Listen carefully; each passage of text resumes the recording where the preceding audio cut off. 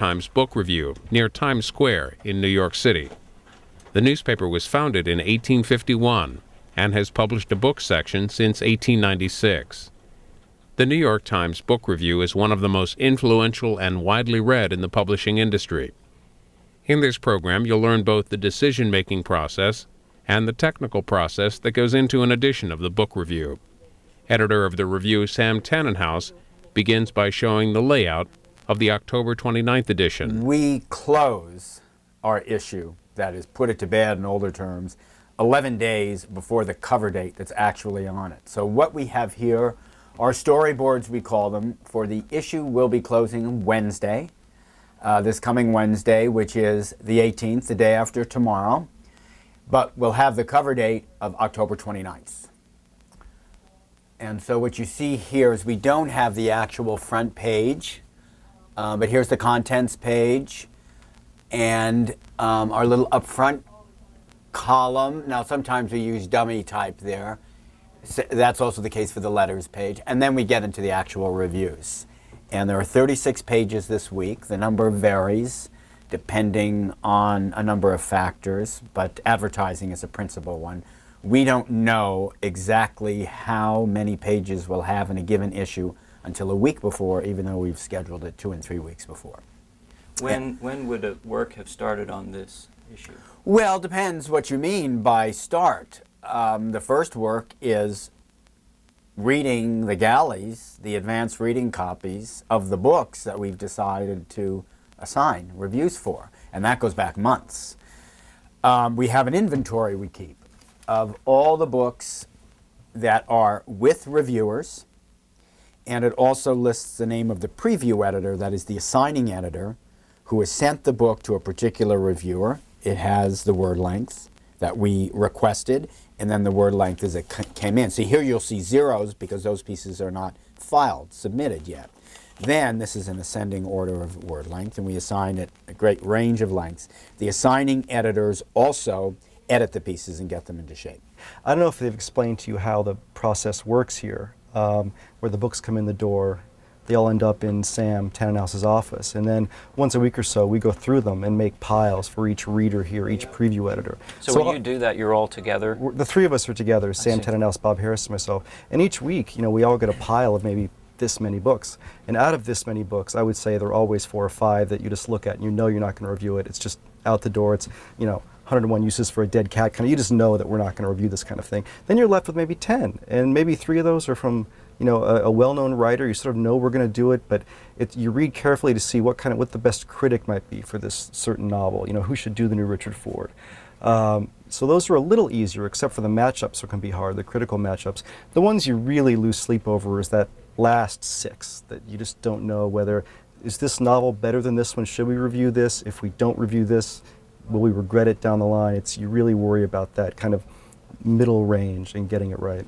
Now, I'm a nonfiction preview editor, and my specialties are foreign affairs, current events, history, politics, economics, those kinds of subjects. I also get occasional books on pop culture and art. We all do a little bit of everything. Sometimes they'll even give me a novel, though I always feel that's a mistake when they've done it, and I suspect they didn't notice it was a novel when they gave it to me. But that's what I do here. So when you have the book, do you have a ritual of any kind? Do you start from the beginning? Do you look at the chapter titles? Do you look at the end? Is there any method that you have? The beginning and the end are obviously very important to assessing a book. I'll say about a biography, for instance, that I'll generally skip the early chapters. I may take a quick look at them just to get a feel for the style of the writing and the sense of context that the author is providing. But I really want to get into the heart of the life. Since I don't have a lot of time to spend with a book, and I'm not reading these books the way a normal reader would, I want to get to the meat of the book. Why is this person being written about? And so those are the chapters I'll concentrate on in a biography. In general, I do that. It's clearest with biographies, but in general, I'll try to do that with history books, current affairs, get to the heart of what the book is about. Obviously, I'll look at the chapter titles. I'll look at the introduction, where usually the author will set out what his or her theme is, and then I'll try to follow that theme through the book. But I want to stress there's no formula for this. This is really something that depends on feel. If there were a formula, you wouldn't need human beings to do the job. So once we schedule an issue, for instance, last week we scheduled the front of the book, as we call it. That's the 10 open pages that we always have every week, no matter what circumstances befall us. We always have 10 open pages. This, you see, November 5th, that's the issue after this one. Once these pieces have been assigned, once these reviews have been assigned, the editors begin editing them. For instance, I'm editing this one, as it happens. An essay by Michael Kinsley on elections and democracy, which we'll publish on November 5th, just before Election Day. And here are the initials of the editors working on each story, each article. This is Dwight Garner, the senior editor, Jenny Schuessler, who's a preview editor, and it goes for a couple of pages. Now you'll notice the TKs we have here, that's journalism to come. Until we know exactly how many pages we have, we don't know where all these will fall out, and we don't know what additional reviews we may also have to run. When that happens, if we're given 3 or 4 extra reviews, that is, you don't see advertisement here, but sometimes an ad will be here. We don't see those at all. If we're told that there are 3 or 4 partial ads, that is ads that don't take up a full page, then we have to assign reviews to fill out the rest of the page. And then we'll look at our inventory, see what reviews will be timeliest, what will give us the best balance and mix of pieces in a particular issue. If we've got some very serious nonfiction, maybe we'd like to do a small novel or some pop culture. These are the sort of the blends we try to achieve each week, sometimes with more success than others. Oh, thanks so much, Jude. This is our production editor, Jude Beersdorfer, who makes all this happen. She generates all this. Now, thanks, Jude. Now you can see what our actual cover is. This is Richard Ford's new novel. See, we have not assigned a headline yet.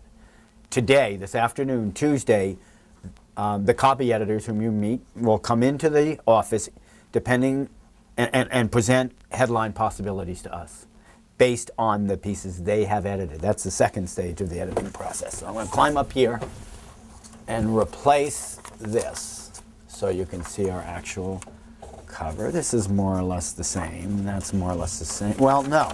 What's happened is our reviewer, A.O. Scott, brilliant critic, actually filled out his review a little bit. So now what you see is that it runs the full length. See, we had TK. We didn't have full text. Now we do. So we'll put that up there. And that should do it. Okay. This is our, we sometimes call it the war board. One of the luxuries of editing a weekly section, and more specifically the book review, where our story, the beat we're covering, produces the objects in the books so far in advance, is that we can start looking ahead. So here you see a list of some of the leading stories for October 29th, pictured here. Here you see the next week. That's Michael Kinsley. We were not sure he would file on time. So that was why it's a question mark. Our staff reporter, Rachel Donadio, is working on a back page. You see on the left, back page. Then we have a special children's issue that follows the week after. And that's one of our very long issues. That might be twice as long as what you see here. That could run to 65 or 70 pages. Then we have a special thematic essay, which we do thematic section or issue we're calling Outlaws. And that is about literary and cultural figures who seem to exist in the margins of the literary establishment. We have a piece on Allen Ginsberg and Neil Cassidy, who was the inspiration for Jack Kerouac's On the Road. We're hoping to get a piece on Courtney Love, the widow of Kurt Cobain, one of our culture icons here. And after that, we'll have to look at our schedule to see what we want to put on the cover after that. We like to put a review on our front page when we can. That is our A1 right-hand column. That's the news story that we want readers to look at every week. We want to direct them to the piece of writing or the book or the reviewer that we think will get them inside our little magazine here into the section. And what is The Lay of the Land? It is the new novel by Richard Ford, the author of The Sports Writer and Independence Day. He's best known for those novels. And this third installment of that longer narrative he's been writing over the course of the past 20 years is, we think, a really important book. Independence Day, viewers may remember, won, I think, the Pulitzer in the 90s. Here it is. I'm actually reading Independence Day. I won the Pulitzer. And the first novel was The Sports Writer. And what he has done is, quite like John Updike in his Rabbit books, is to record changes in American culture and society by checking in every 10 years and presenting it through the eyes of one character. And so that's our cover review. And of course, that depends on the timeliness of the publication date. That is to say, this book is coming out right about now, and we want to be timely. We want our review to be read. Now, mind you, some people are getting it a week early because we close so early. This will actually be printed and in our offices on Friday. And there are subscribers. There are 33 or something thousand subscribers who subscribe to the book review as they might to Time or Newsweek or the New Yorker or the New Republic as an entirely separate publication. And they get it early, and bookstores get it early. They use it as a kind of consumer's guide. Sometimes bookstores will leave it out for readers. Readers who've gone to some of the big stores, say in the Midwest, and Borders and Ann Arbor, places like that, will have seen copies of the book review. In fact, these early versions have a price on them. In fact, if you follow me, I'll show you. There are actually 2 editions of the book review that come out every week. This is the first. See, it has a price tag of $150. There will be an identical version without a price tag that arrives in people's newspapers this weekend. Okay. Now let me introduce you to some other people here. This is Bob Harris, the deputy editor, who is the institutional memory of the book review. He's been here more than 20 years, and the master of all our systems, in addition to assigning books and getting involved in the big conversations with me. Bob, when did you start? What year? The early 80s. Early Over 80s. 20 years ago. And who was the editor who hired Harvey you? Shapiro. Harvey Shapiro. Harvey Shapiro was actually quite a prominent poet in New York and had been an editor of the magazine, I think. He was succeeded in turn by Mitchell Levitas, Mike Levitas. My very first job in journalism, I lasted 1 week as a fill-in copy editor for Mike Levitas. He has no memory of it, but he says he does. Bob was here then. We kind of saw each other. Sure. Although Bob was much more important than I. In fact, you were newish then. You were not a. You weren't older. When was that? I think it was '86. See, we've been here all that long. All that long. I was sort of the new kid up there. And Bob was in Washington for all. You were at the Wilson Quarterly. Yeah. He wrote for the New Republic under. Jack Beatty. Under Jack Beatty, very prominent literary man, and was Saturday Review. And Bob also will write for the book review, though not often. But he's written cover reviews for us. He's one of the real pros in the building. This is our senior editor, Dwight Garner, over here. Dwight may be of marginally less fascinated interest to your viewers because he's a fiction guy. But he does a lot of nonfiction, a lot of popular nonfiction. He is responsible for the Richard Ford Review, which we looked at.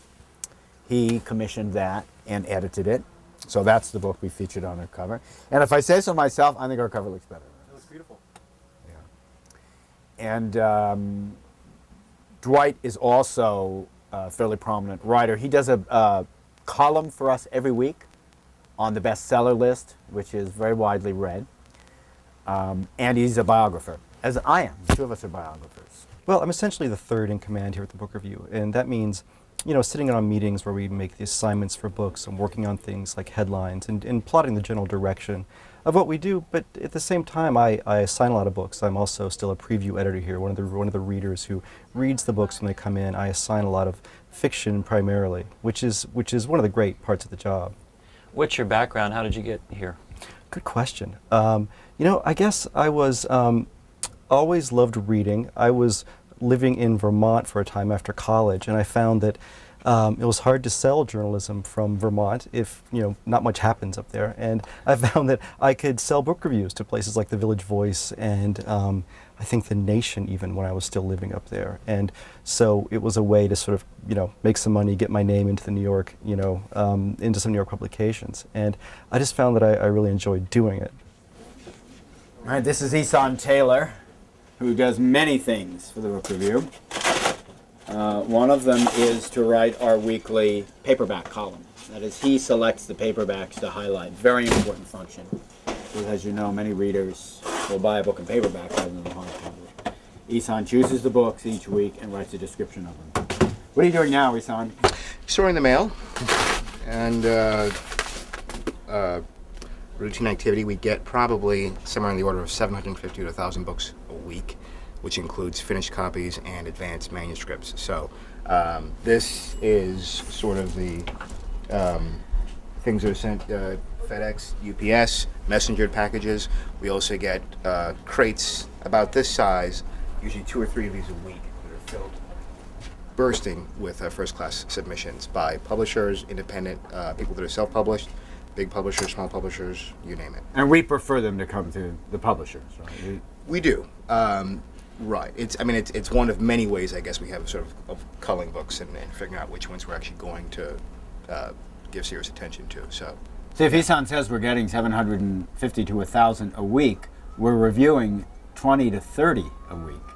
So it's a tough cut to make. It's a small percentage that we can review. You have to look through so many books to decide the few that you're going to assign and review. How does that process work for you? Well, partly it's driven by fear. You just don't want to miss a good one. And so you find yourself, reading pretty far into a lot of these novels to see, you get the new books from someone like Norman Mailer or Martin Amis or Richard Ford. You know you're going to review these books. You want to read them because you're curious. But also what you really want to do is find the unknown writer out there who maybe it's a first novel, you've never heard of this person. You want to give the book enough time to give it its say, to get 100 pages in and find out whether this thing is really working or not.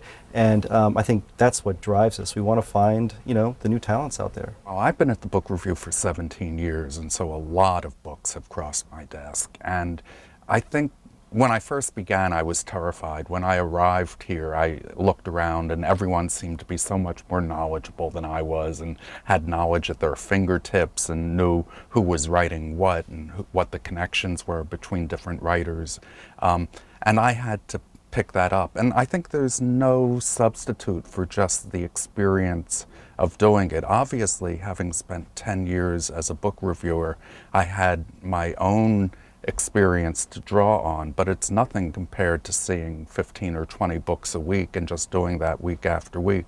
So after a while, you really do develop a feel for a good book. I must say it's easier in a way to deal with the good books or the bad books than it is to deal with the books that are somewhat in between. The in-between books, you'll read and read and read and think, well, it does deserve a review, and then you'll read another chapter and think it's terrible. No, maybe we shouldn't give it a review, but I don't want to make a decision yet.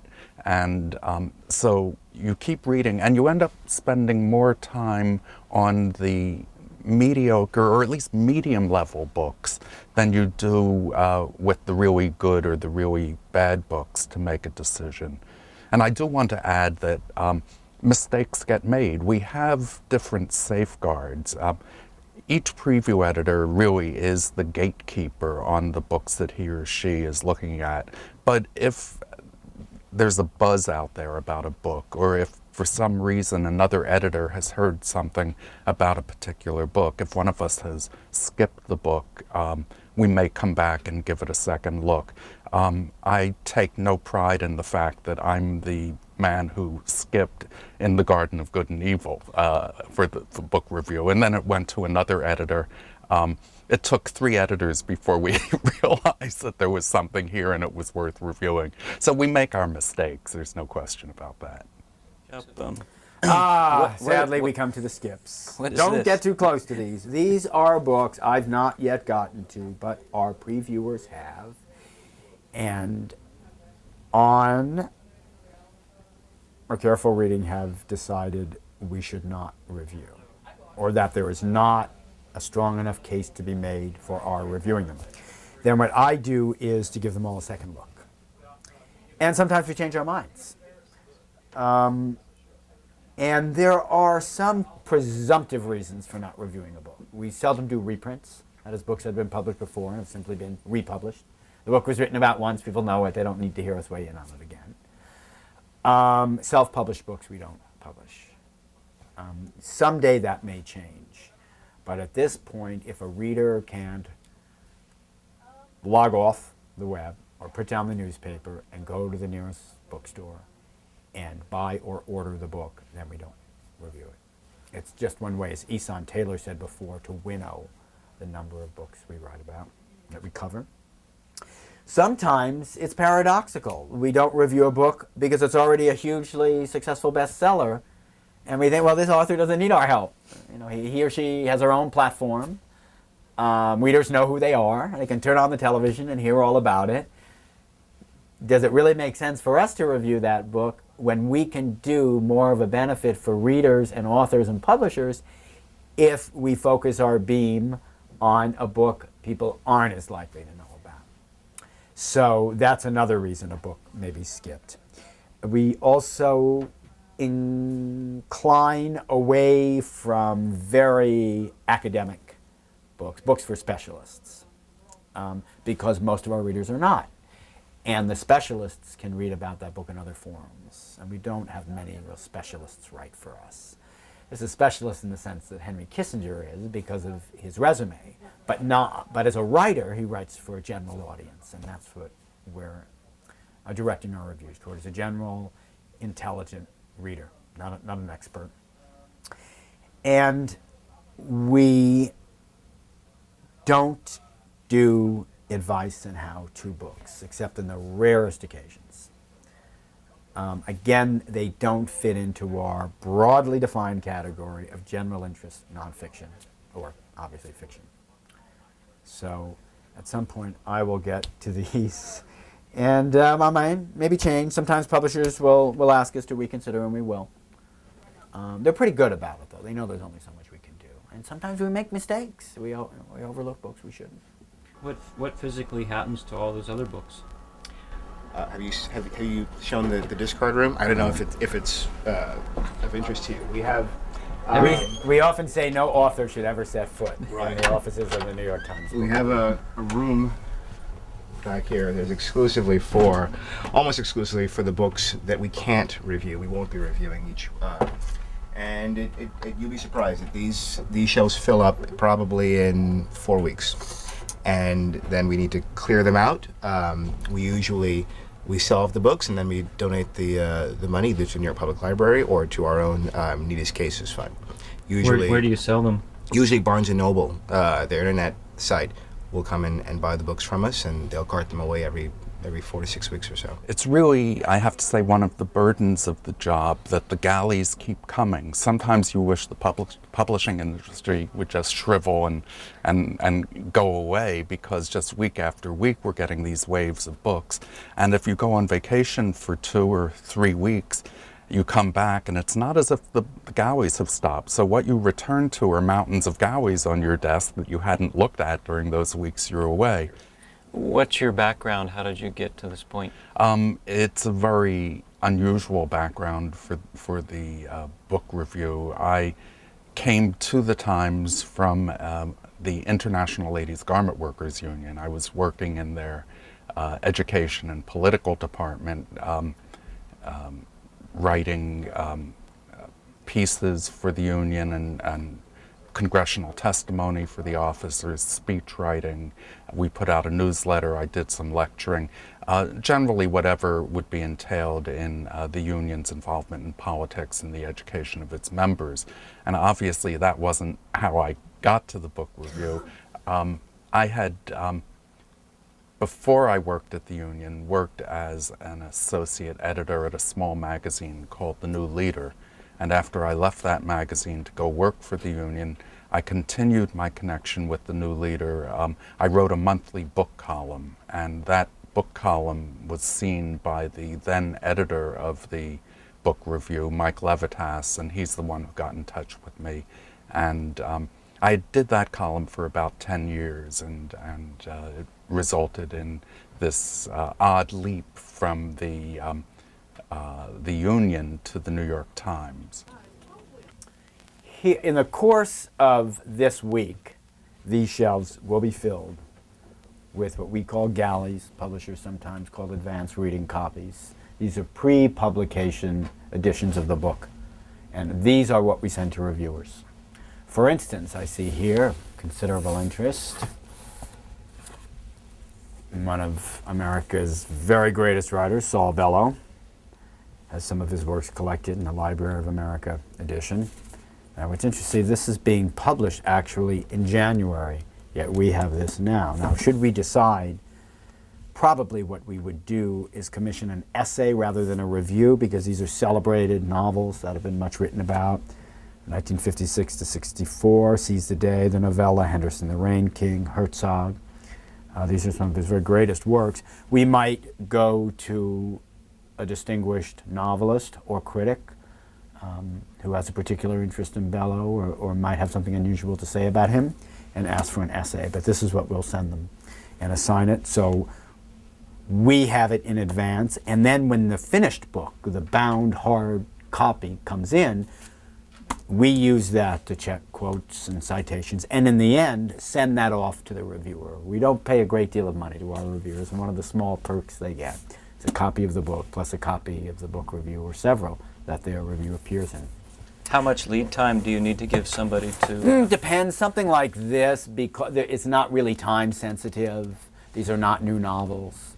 It's a matter of finding a writer we'd really like to hear from. If it's an author we particularly admire or think our readers will be interested to read on this subject, we'll probably give him or her a couple of months, maybe even more, because again, it's not at all time sensitive. If you look at this novel by Louis Begley, also a very distinguished American novelist, well, here we see the publication date is January 29th, 2007, so the end of the month. This is a review. If we can send this book out in the next couple of weeks and get our review in by late December, which gives the reviewer plenty of time, it's only 300 pages, then we can be timely and also give our reviewer the time he or she needs. And often in a case like this, if one goes to a distinguished critic or an ambitious critic, what they'll want to do is read maybe even all the previous work, simply to get the grasp, or reread it, because we often like to think we're publishing really thoughtful essays that go beyond the kind of review you might see in the daily paper that just sums up a particular book, because our reviewers will have more room, more space. So what happens is, once we've agreed on a reviewer, I will email or telephone the person to see if they want to do the review. Some people think that because it's the New York Times book review that everyone is eager to write for us, and often that's not the case. There may be reasons why a particular person doesn't want to review a book, or there may be reasons why we have to reject that person. We're very careful to ask about conflicts of interest. And I won't tell you the book now, but there's a book I've been having a great deal of difficulty assigning, because it's an author who knows everyone in the world that he's involved in. And so you try to find someone, and he's a very controversial person in that world. So you try to find someone who doesn't have a connection to that author, or an opinion, a prior opinion about that author that's going to shape the review. And it can be, that can be tricky. So there is often a lot of time spent just trying to find a reviewer. I know you've talked about this a lot before, but do you tend to go back to the same people a lot? Are you always looking for new people? How is that decided? Both. There are some reviewers who have become identified to readers, whom readers we think have come to trust, and whom we trust. because they'll meet our deadlines. They'll write usually to the length we assign, and also will give us polished prose. I'm a big stickler for polished prose. I don't think we should have to rewrite the reviews that come in. That the end result, when an editor does that, is almost always unhappy. It doesn't have the authority, it doesn't have the originality or the freshness if an editor is simply rewriting. So what we like are writers who have fresh voices but also write polished prose. And among the younger generation of reviewers and critics, that is where the tension lies. Because of the blogosphere, because of online publications where there is a tendency to write very quickly and not always thoughtfully, and to write sloppily often. Sometimes it's hard for those writers to make the transition. Prose in print has a different timbre, a different quality, different sound, different pacing, and writers have to adjust to that. Some of them are extremely good at it. There are online writers who are brilliant for us. But also we like to offer a range. So we want new voices and young voices, but we also like to be a showcase for distinguished reviewers. The review that appeared this past Sunday was Henry Kissinger's review of a biography of Dean Acheson. Well, we asked Dr. Kissinger to review the book because he brings singular knowledge to the complexities of that particular job, being Secretary of State. It's a former Secretary of State writing about a giant who held the office. Also, Henry Kissinger is quite an elegant writer of some brilliant memoirs. But this was an occasion where the story of Acheson, his biography, had been written before. And while this book seemed especially promising, we thought it would earn readers' interest if they saw someone as significant and complicated as Henry Kissinger writing about it.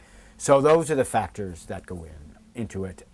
We typically, though not always, begin newer writers on shorter reviews and work with them. They have to get used to us. It's not that we always know best, it's just that we have a certain style. Not so much a writing style, as a kind of sensibility that we want writers not necessarily to share, but to understand how we will evaluate.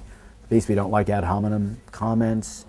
We don't like very casual assertions. There's some degree of dignity we try to bring to it. It's what authors and readers seem to expect from us. Is it part of your job to ever look at the books being reviewed, say on a historical or political issue, and say, this book approaches the subject from a conservative point of view, now we need to review a book from a liberal point of view? We don't do it that way. It's a good question how we handle the politics of some of the books. I will tell you that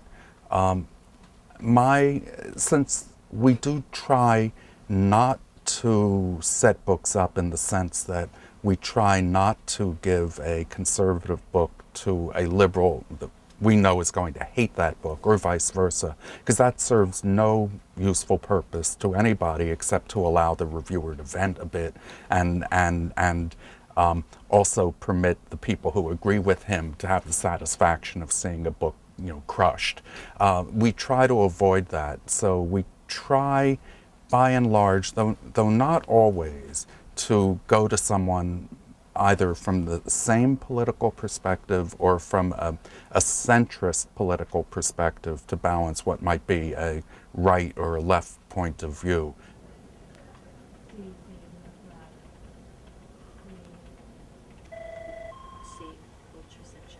And you have met Nancy Martinez, who manages many of the schedules around here, including mine, and is also our contact person with publishers. Oh, in the world of publishing, more people know Nancy than anyone else in this office. And often when publishers come in to see me, they want to go out of their way to say hello to Nancy because she is their contact, and she also has sort of an old-fashioned, impeccable manners on the telephone. Okay, thank you so much. I really appreciate it. This is Jude Beersdorfer.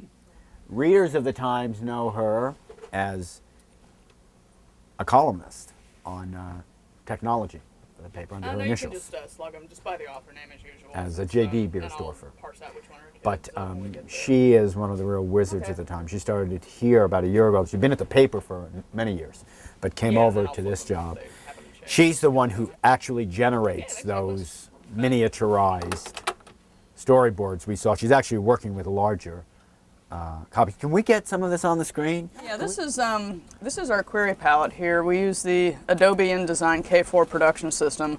This shows all of the pages and the reviews that we've got in this week's issue. Right now we're working on October 29th.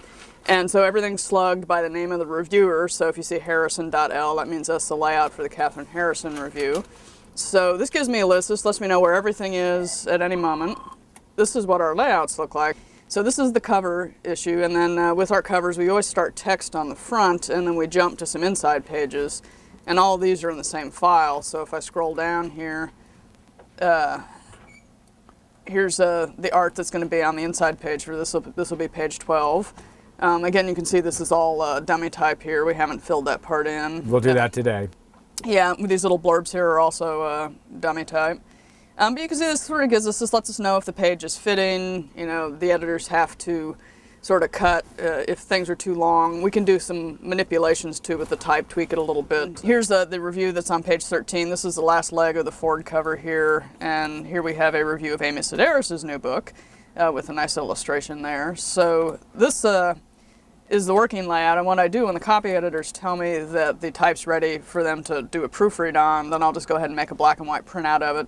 They can read down. As we work through the week, we'll add elements, we'll write the headlines, we'll put in the blurbs, give it one last look, and then on Wednesday, when we close, everything goes down to the composing room where they make plate-ready pages, and they stick all the ads on for the pages that have ads. Which is the first time we see the ads. Yes. Is when they come up. And sometimes it can be surprising what's in the ads. Yeah. Sometimes more surprising than usual. But Where would an illustration like that come from? the art director, Nicholas Bleckman, assigns these illustrations out. He'll look at a review, read it, kind of get some idea how he wants to illustrate it if it is indeed going to be an illustration. As opposed to a photograph. Yeah, and then he'll go through his list of illustrators and say, okay, who would be the best person to do something on Amy Sedaris, or who would be the best person to illustrate this Richard Ford review. Everything is pretty much digital now since we've moved into this glorious 21st century. And most of the art comes in, it's all digital art, all the layouts are electronic, the photos electronic, we get from databases, photo services, and all of it just comes together on the computer now. You can see also that Jude is the office dietitian. Yes, an army travels on its stomach, and the book review army travels on peanut butter cups. So now we're going to proceed to the copy area, where a lot of the most important and challenging work gets done. Once the preview editor has received the assigned review and edited it for content, for argument, for length, for tone, then the crucial step is for our copy desk to style it properly. And we do a great deal of fact checking here. That's one of the counterintuitive tasks. You imagine if you're doing literary subjects, you don't worry about facts. But literature has its own kind of fact. That is, any concrete assertion made by a reviewer about the book or about the outside world, we need to verify is true. Opinion, no, but assertions, yes. Very time consuming, and we back one another up.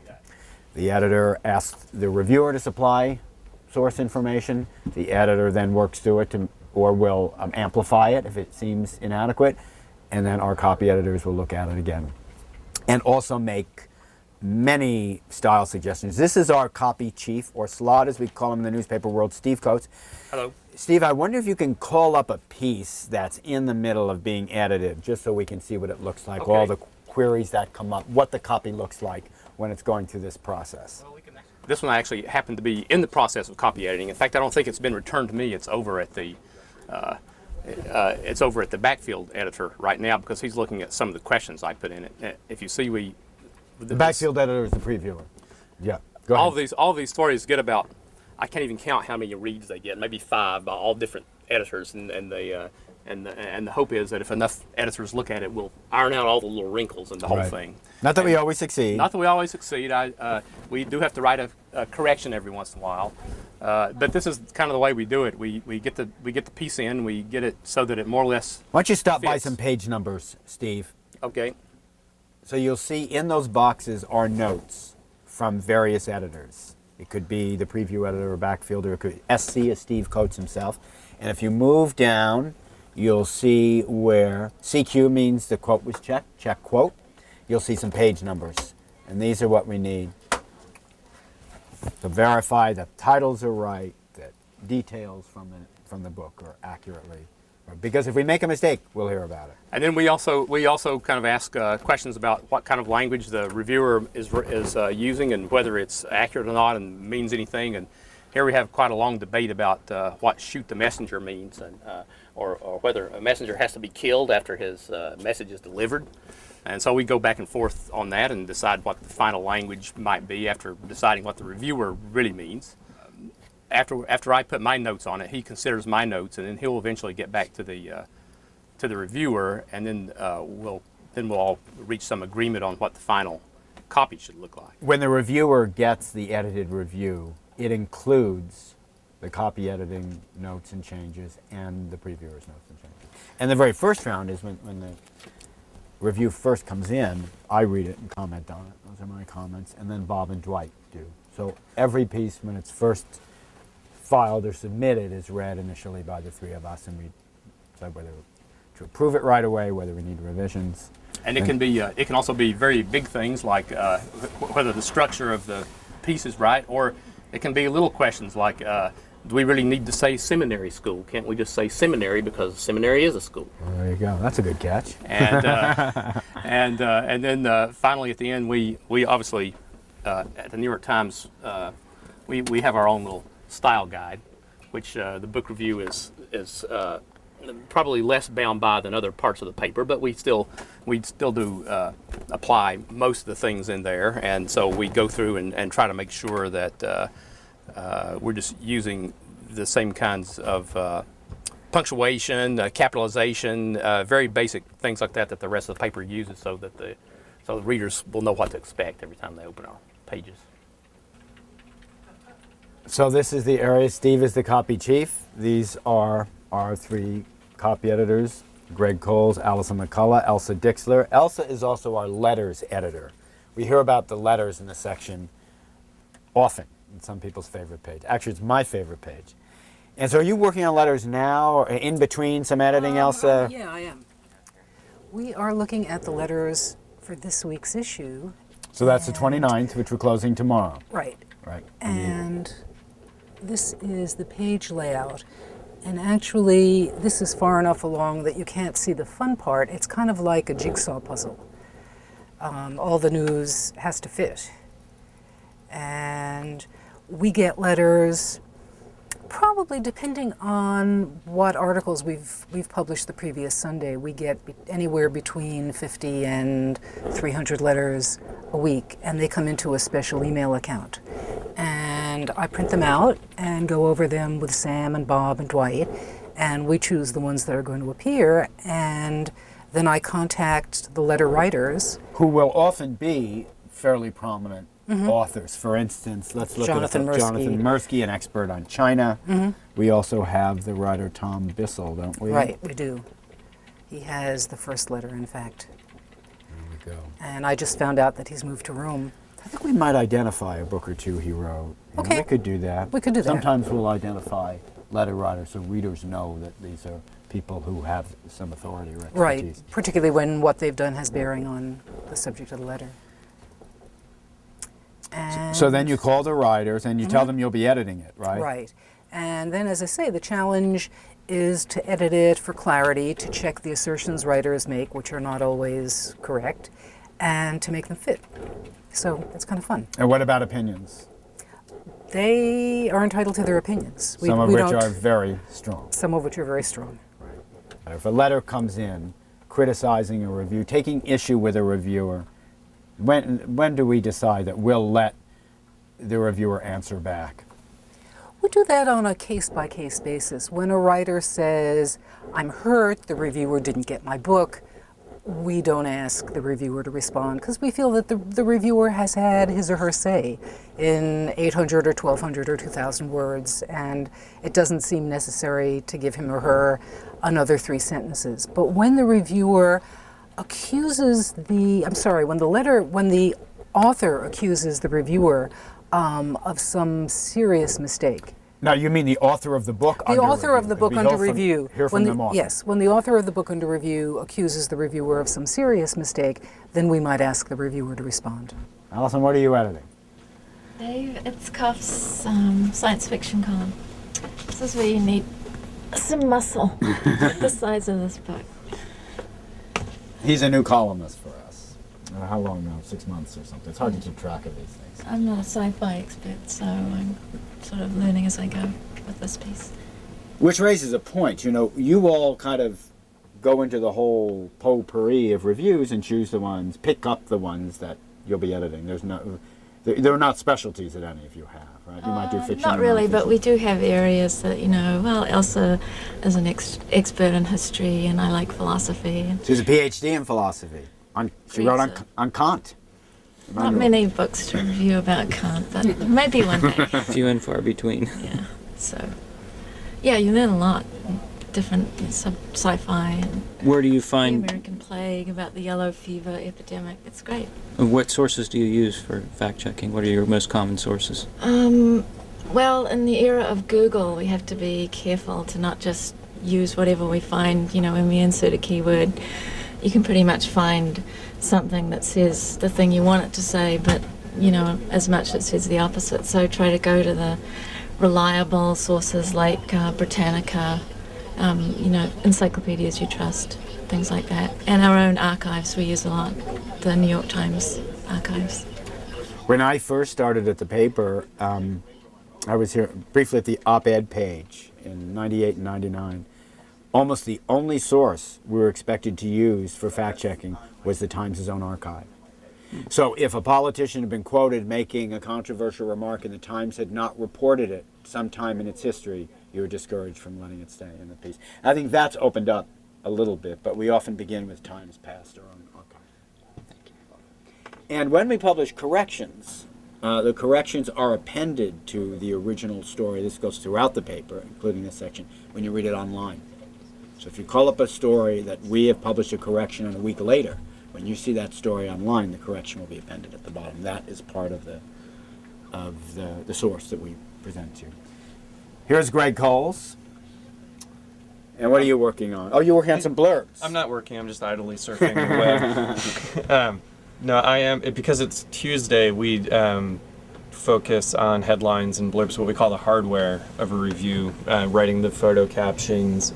So the blurb is the little pull quote that runs alongside the review. Yeah, one of those. Mm-hmm. That's right. And generally, the previewers give us a sample of those to choose from, and we head into a meeting with Sam and Bob and Dwight, Steve, and sit down and propose, 5 or 6 headline ideas, a few blurb ideas, and try to come up with something that will give the reader a way to access the review, to understand at a glance what it's about, so that they can figure out if it's something that interests them or not. Blurbs tend to be the least of it for us, for the copy editors, because we do have proposed ones already from the preview editors. But I try to pick ones that will work well with the proposed headlines, or ones that are especially representative of the review. And who generates the headline?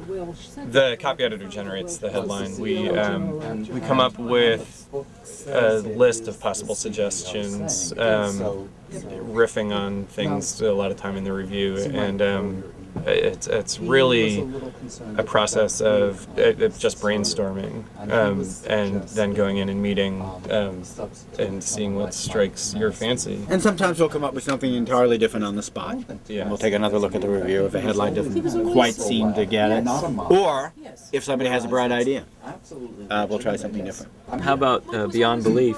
Okay, who? That was Allison. Allison edited that. So she's saying. Now I was actually out that week when. I was out that day when you did headlines last Tuesday. So that was your idea. It's too late now. Well, I like it. There's a pun. Some readers will know V.S. Naipaul's very famous book, Beyond Belief, which is about Islam and radical religion. Also, I think evangelicalism in the United States. And the idea here is this is Richard Dawkins' bestseller called The God Delusion. So the idea here is the question of religious belief is being highlighted, and I think that does it. How long have you been here? I started in April of 2004. Well, here's some more colleagues. This is Mick Sussman, who is our web producer. He's responsible for the edition of the book review you read online, which probably has more readers than the print edition. Is that right? About getting there. We're getting there. He also I would have dressed up better today if I'd known. No, this is better. And he also produces our weekly podcast. Listen by select few discerning. Sam is a book great lovers. podcaster. He's a multi-platform editor. We do a podcast every week, and I'm sure your viewers know what a podcast is. What's on the podcast?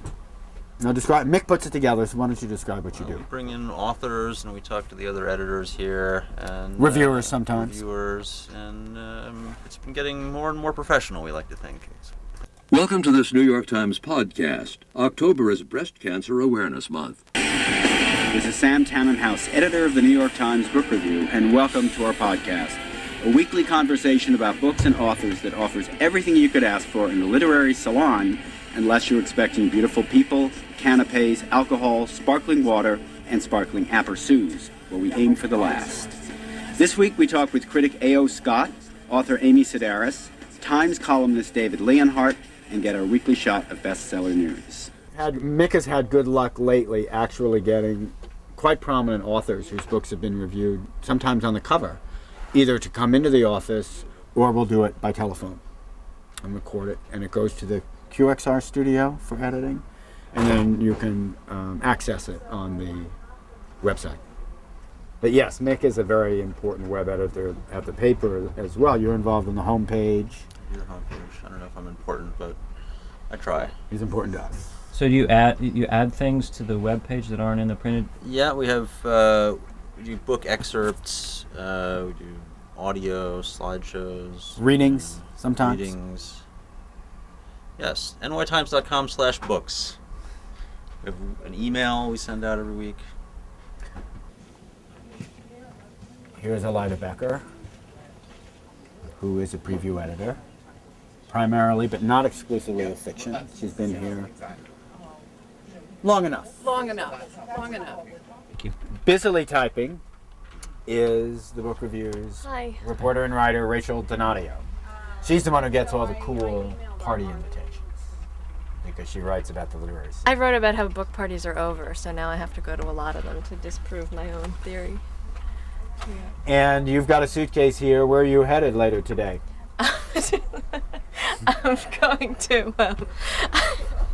I'm going to Cambridge to interview a poetry critic at Harvard. Yeah, Helen Vendler. Are there lots of book parties to go to these days? Fall is a busy season. I can't say I've actually been, pounding the pavement too hard on the book party circuit, but they come in the mail. Sometimes the invitations come after the party already happens, but That's true. There's a lot. I can show you my staff. There's a lot. Today we're kind of excited. There's a lunch for Norman Mailer, steak and scotch lunch with Norman Mailer. So another colleague of mine and I are going to that. But it's really most of the time is spent sitting here in the cubicle writing. So when I'm not always out and about, I do that. Windowless cubicle. Windowless cubicle, indeed. We provide the natural light here. And here is preview editor Jenny Schuessler. What are you doing, Jenny? Are you editing something here? This is Richard from Book Notes. What am I doing? Emailing? I am emailing with a writer of a piece we're about to close. We're having a furious argument about one sentence, which I don't think I'm going to win. Oh. Is it okay to actually explain the argument to us? No, because I think it, Confidentiality. Confidentiality. There's the book review editor's shield. Doctor-patient privilege. I'm not sure who's the doctor and who's the patient in this case. Can you generally say what kind of issue it is, or it's just sort of a logical issue. I'm not persuaded by I mean, I think editors who publish articles that are making an argument or stating opinions, often publish things they're not convinced by, and it's just a question of whether it reaches the threshold of being reasonably convincing to someone, even if I remain unconvinced, and when do you sort of stop pushing for a better argument? And part of your function is to be the kind of devil's advocate, right? To point out pitfalls. Here is a hole in your argument that a reader might see, and it might be embarrassing to you, and that's really the way we try to present it. It's not a fight in that sense of egos so much as, but in the end. And I remember it was a while ago. It was before email had come in. I was dealing with a very prominent reviewer who had written a very lengthy review for us, and we had edited the piece down, and I spent literally a day on the phone. Like World War I, it was trench warfare with me and the reviewer, and it would move a few feet in one direction and then a few feet back in the other direction. And I was on the phone with him all day going over the changes and negotiating what he would accept and what he wouldn't accept. So that can be very time consuming. And this other thing here. Before I came here, whoops, I wrote profiles and essays for Vanity Fair magazine, and this is some editing. I gave changes. This is a story about Paul Wolfowitz and neoconservatives. These were the changes I made in the last set of galleys that I gave my editor Bruce Handy over the phone.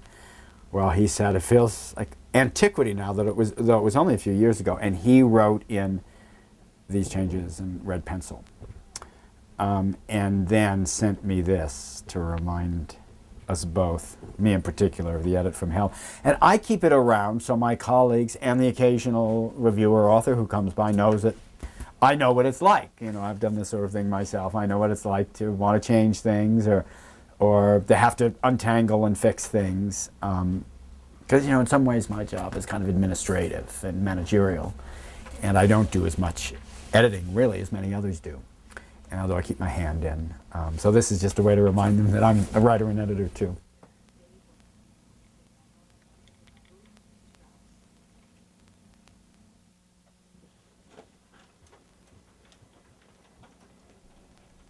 You can write to the New York Times Book Review at 229 West 43rd Street, New York, New York, 10036. The email address is books@nytimes.com.